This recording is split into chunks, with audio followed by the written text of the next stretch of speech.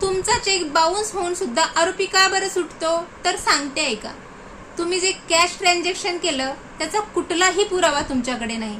त्याचबरोबर तुम्ही जी रक्कम दिली ती देण्याची तुमची आर्थिक क्षमता नाही. त्याचबरोबर आरोपी सांगतो की जो चेक बाउन्स झाला तो सिक्युरिटी चेक होता आणि व्यवहार पूर्णच झाला नाही तर चेक क्लिअर करण्याचा प्रश्नच येत नाही. दुसरं म्हणजे तुमचा व्यवहार कोर्टाला संशयास्पद वाटतं.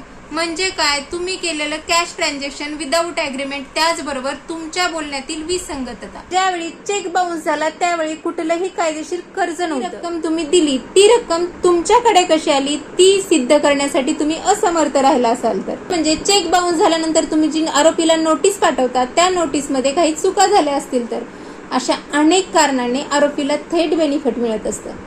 तर अशा कुठल्या चुका करायच्या नाहीत आणि कुठल्या चुका तुमच्याकडून झाल्या आहेत त्यासाठी हा व्हिडिओ शेवटपर्यंत पहा. व्हिडिओ सेव्ह करून ठेवा आणि व्हिडिओ आवडला असेल तर व्हिडिओला लाईक देखील करा.